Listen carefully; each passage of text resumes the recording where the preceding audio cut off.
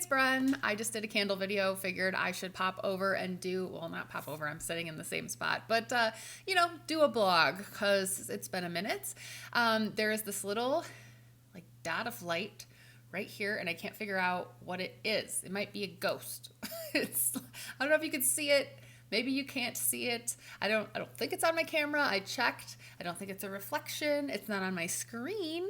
Is it? No, it's just, I don't know. But anyway, the other thing that I noticed when I was editing back the candle video that I just filmed is that you can still hear every breath that I take. I thought that maybe my videos with this new computer were just really breathy to where you'd hear me just inhale between sentences because I was having really bad asthma coming off of being really sick. And I was still like wheezing and having a hard time breathing, but I'm better now. Like I feel pretty normal now and I can still hear every breath that I take in that candle video. So I think it's my microphone that I'm using. I still need to get a real microphone because the microphone on this new MacBook that I paid so much money for is absolutely horrible, and my 10-year-old MacBook has a better microphone but a worse camera, so I'm trying to make do. But sorry for all the breathiness. I don't know, maybe you like it. I think it makes me sound like I'm super out of shape because it sounds like I'm gasping for breath when I'm talking, and I'm not. I only notice it in post. Whatever. Now I'm very conscious of it, and I'm going to try to hold my breath, which is going to make it worse then because I'm going to have to like really gasp. Anyway, so in this video, like whatever video it was going to be that I posted after the Pete video, I was thinking that I should respond to comments on the Pete video because as I was reading the comments, I had further thoughts. I remembered more things. I kind of wanted to speak on it. But then honestly, now I totally forgot like everything that I thought I was going to say or want to talk about. Like, despite what some of y'all may think, I don't think about this all the time. This is not something that occupies my brain very much. But I think that I will stay true to that and comment a little bit or speak to a little bit some of the comments that I got on my last video. But I'll do that at the end of this video. First, a general update. So I got new carpet finally upstairs. This has just been like an insane adventure because this is the first place I've owned. So it's the first time I've had to deal with new carpet or getting new carpet installed myself. And I did my whole upstairs because that carpet was the carpet that was here when I moved in and it wasn't new. And it was getting really gross, just really trampled on, really worn. River and her ulcer problem had thrown up on it several times. Roscoe was a puppy on that carpet. And, obviously I cleaned it so it didn't look bad, but like I knew what was underneath, And anyway, it's really nice to have it done because the whole situation with the new carpet and getting new carpet and getting it quoted and figuring out what I want and setting it up and blah, blah, blah. It was just so stressful, like more stressful than it should have been, but doing it for the first time, I didn't know what I was doing. Anyway, the new carpet's here. It's done. I had everything. Basically, I had to move half of my house. Like everything that was upstairs, I brought down here. This living room was a mess. It was full of everything. And then moved it all back up. And then at the same time that I was doing that, I got a new bed so Ian's bed was very soft and I got used to that. I had a firm bed. His bed very soft. Then when he moved, I had to go back to my old firm bed and it was horrible. My back hurt so bad. I knew I needed a new bed before Ian, but like then I put it off and whatever. And now I had to go back to that hard bed. I was like, nope, this isn't happening. So I got a new bed and it's like a 4 out of 5 on softness. I think it's too soft now. It's not as soft as Ian's bed, but it's like still pretty soft. I don't know. I have 120 days to decide if I want to return it, but then you have to like pay the difference and the new one wouldn't be on Black Friday sale like this one was. I don't know. I'm trying to get used to it. But new bed frame as well. And I refinished some furniture. So I have like this old dresser that was my mom's, and then we had like sanded and painted it, and then I have it and I really like it. So I wanted to keep it, but it was really banged up. So anyway, I sanded, painted, clear coated that. Fixed up a bedside table as well. So everything, it's like finally like this huge project of just like completely redoing the bedroom is done. There's new carpet, there's new bed, and the furniture is good as new. And I'm feeling good that that is done. I have other projects. I need a new water heater. And I want to turn my spare room into an office because right now I work at this dining room table. And so it's just like, I like working here because it's like I have the window, I'm close to the kitchen, I can look at the candles, but I don't like having all my stuff all over the dining room table. And I need several things to work, so it just feels messy and I don't know, but I'd have to get like a new desk. I don't know. I've spent like too much money now lately, so I need to stop spending money. Speaking of, I can't believe I'm going to say this, but I think I have too many candles. I love my candle shelves back here. I've talked about them a lot. My friend's husband built them. They were customized to fit those spaces and everything. And you can see 200 candles, but the top one goes 2 deep and the bottom one goes 5 deep all the way back to the wall so I can store stuff. Right now, it's not full. Like the storage part is not full. But every time I get new candles, I have to decide which ones do I want to like show. And then I forget what I have. So in the process of moving a bunch of furniture around my house, I now have this shelf here with all of these candles too. And I do kind of look like a crazy person now. Like before, I thought it was just cool that I had like these shelves and like they were cute and it was like, I collect candles, that's my hobby, I'm showing it off. But now you walk in my house and it's like, oh, look at that, and then there's more. But I like it, but it's like, I don't know, the people that delivered the mattress were like, oh wow, you have a lot of candles. And I'm like, yeah, everybody says that. And even with all of those and then all of these, there's still no duplicates, no repackages. Only one of each scent is showing and I still have it full. So I'm still at a point where I get new ones. I have to decide which ones I don't want to like see anymore.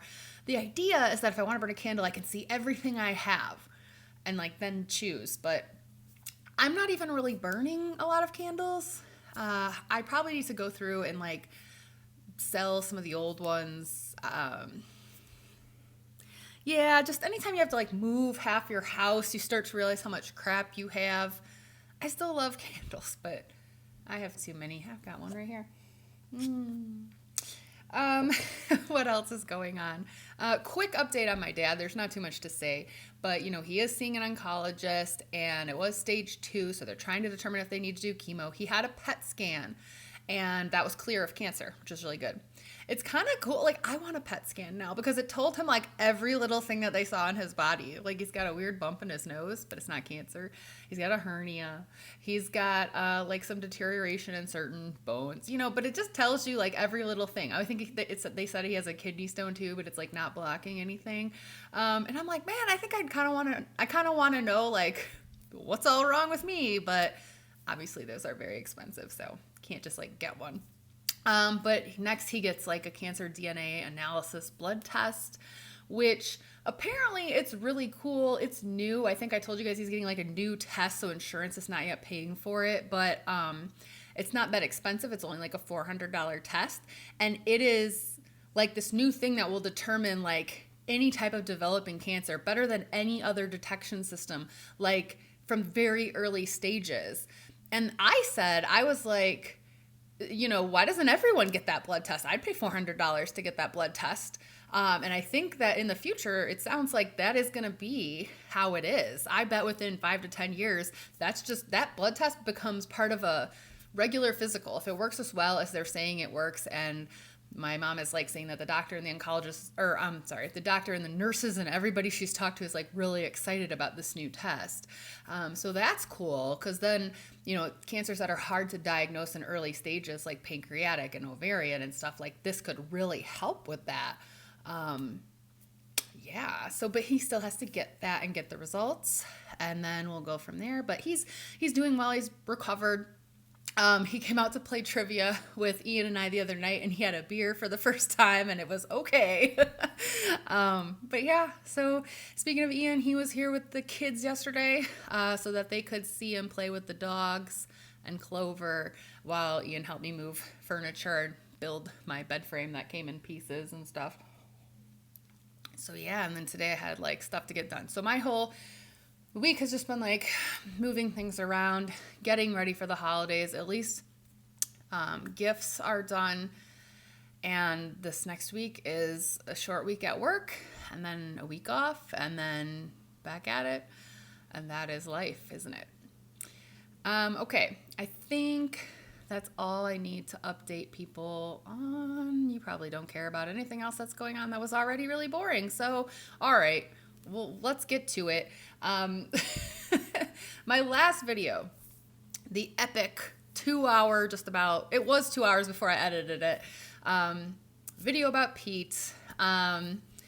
Yeah, I was really nervous to post that. Anytime that I post anything super personal like that, I mean, you're taking a big risk. Luckily, I didn't really get any terrible comments. I think even the people that were maybe a little off base or slightly critical still had good intentions. Like, they weren't really trolls. So it wasn't too bad, but not a lot of people are watching this channel anymore, which is fine. Okay. A few things to address, and I got public comments on that video, but I also got about 4 private messages about the video too. So without giving anything away or anything, I might also be kind of responding. If I respond to something, you're like, I don't think anybody said that, it's probably because it was in a private conversation. The private conversations that I had with people were very what's the word? I don't want to use a cliche word like touching or whatever, but I got people who had gone through similar things, who wanted to reach out and share their experience. So that was kind of cool. And that's part of why I do this. This is a channel where the majority of the channel has been me telling stories about my exes and my dating life. And I like to do that. I like to be a storyteller. And that's what this was too. It was an extension of being a storyteller. But anyway, okay, so I had to make some notes because I'm going to forget the things that I wanted to address. There is an update. Can you guess what it is? I guessed. There is an update to the story.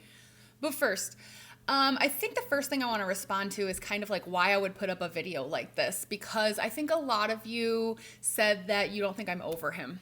And you have every right to think that. And I'm the kind of emo person who would be like, well, all of my exes have a little place in my heart, and I'll always love everyone I've ever loved a little bit forever, because I'm just that kind of person who's very emotional and nostalgic like that. But I could tell you this, I don't think about Pete all the time. I really actually, as I was editing the video, I'm like, oh, I forgot that, I had to really dig back into the vault of my brain to come up with this story.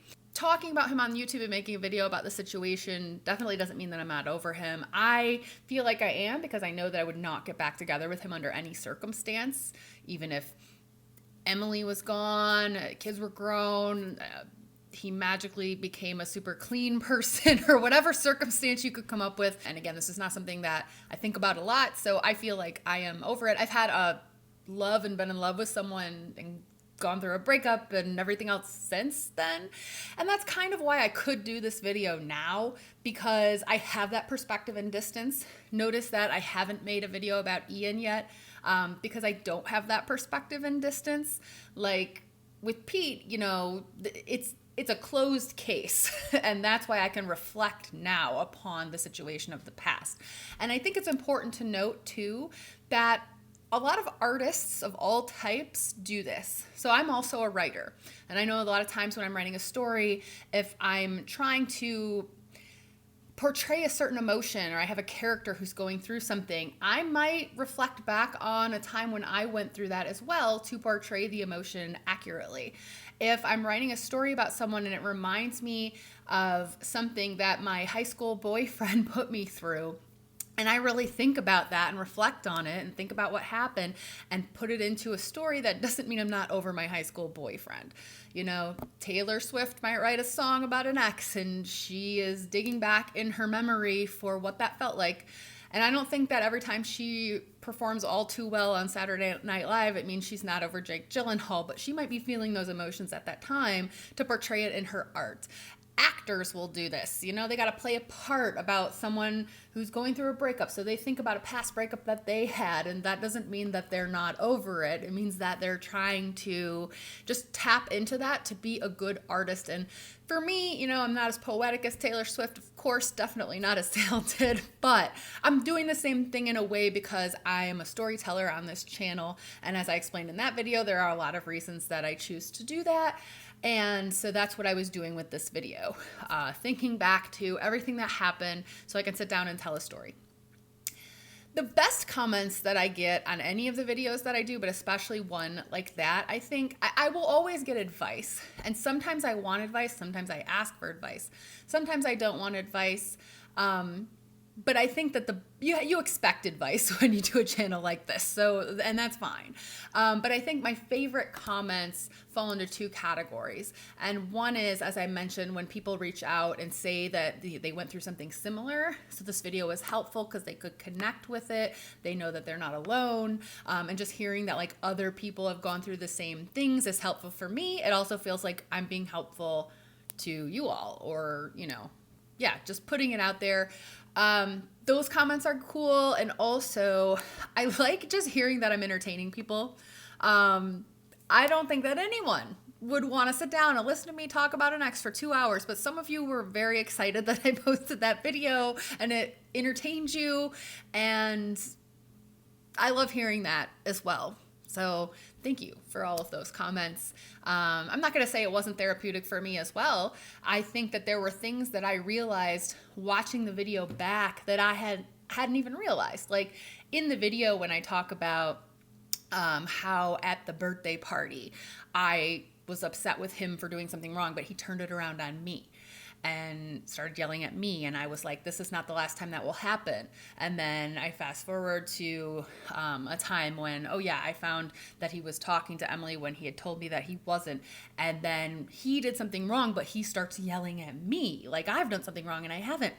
As I'm watching the video back, I'm hearing myself talk about the Disney trip and how I had asked him if Emily knew that he had a girlfriend, me, that we were back together during the trip, or when they were going on the trip. And he was mad at me. Like he was yelling at me like I was doing something wrong, even though he was the one doing something wrong. So like I'm realizing as I'm editing, I'm like, whoa, you know, actually he was doing that in 2017 too. And I just didn't like really even put that together that it started that early. So it's good to get some perspective. Someone messaged me and they were like, you know, ignore the negative comments. Everybody could use a little self-reflection. And yeah, you know, this is free therapy, y'all. What else did I want to address? I guess I just feel like I should say I'm okay. Like, I feel like some of you were very worried about me. Please know this, again, this is me telling a story about something that happened in my past. It's been 2 years since all this went down. I'm good now. I don't know that there's, some people were a little hard on him. The word narcissist got thrown around a little bit. I don't know that I think he's a narcissist, like completely.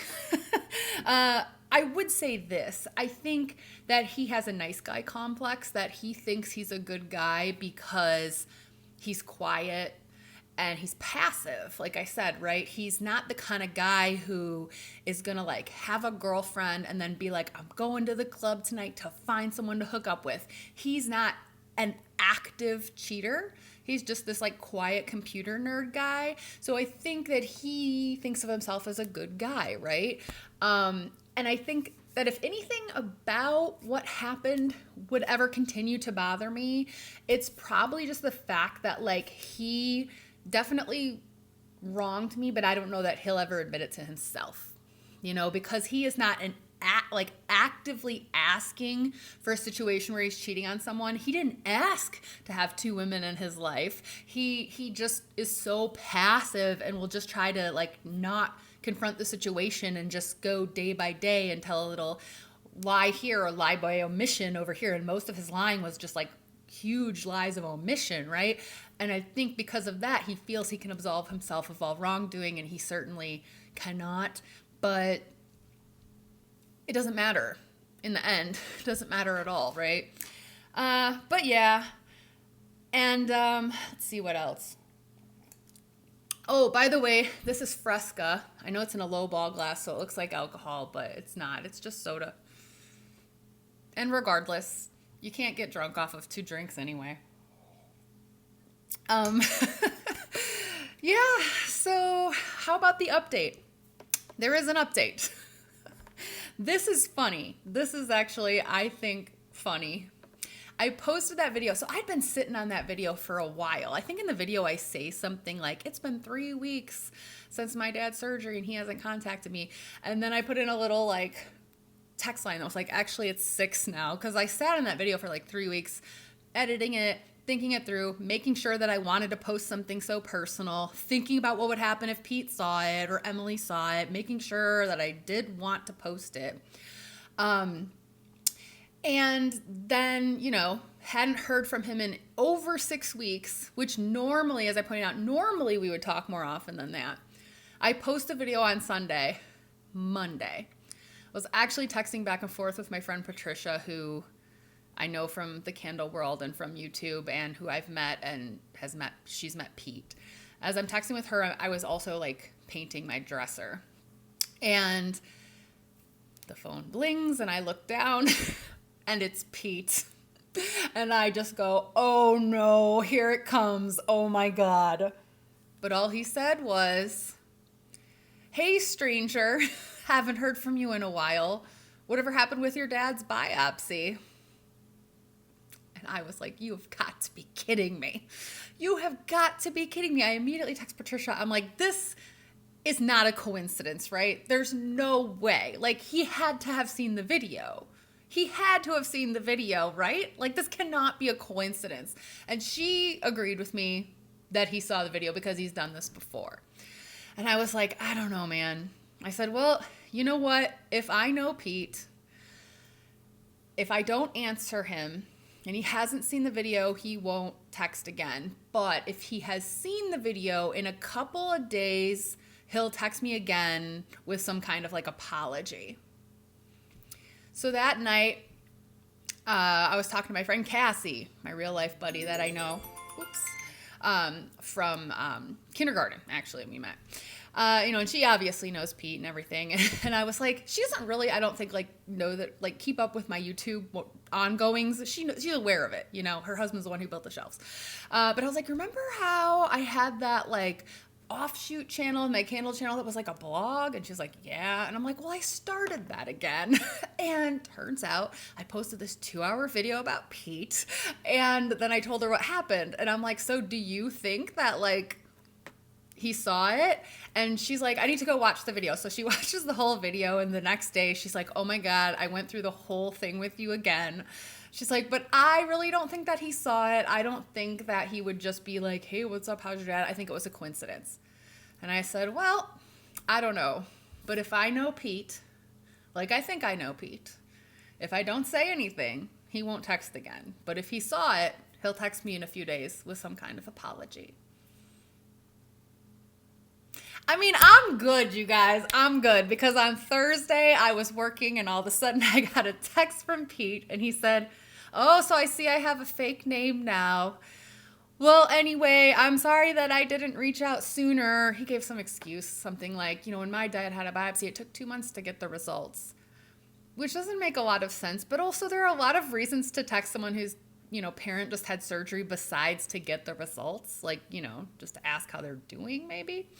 And he was like, anyway, so I would still really like to know what's going on with you. He said something like, I didn't watch the whole video, but I saw the comments and that told me enough. Then he was like, yeah, I do still kind of want to know what's going on. And it's just funny because, like, I know this person, you know what I mean? Like, I still know him. So I fully expected that he would reach out after seeing the video. I didn't know on Monday. I still don't know if that was a coincidence or not. But it's just funny. I thought that was funny. So anyway, I don't hate him. I'm not mad at him or anything. So, I mean, I did respond a little bit later on and gave him the update on my dad. And we chit-chatted for a minute like we normally would. That's it. He probably thinks that I hate him based on the video.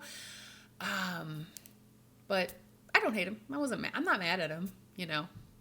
He gave me a story and I told the story. Everything, as Cassie said, he can't be mad. Everything he said was true.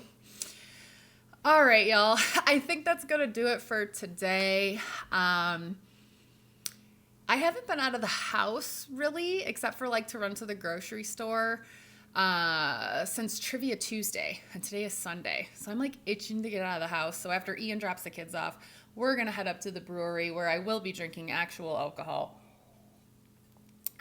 Not too much because I got to work early, but I feel like I really need to get out of the house and do something social and fun. So I'm going to do that. And that's it. So until next time, I've got a few more ideas for videos that I want to do coming up.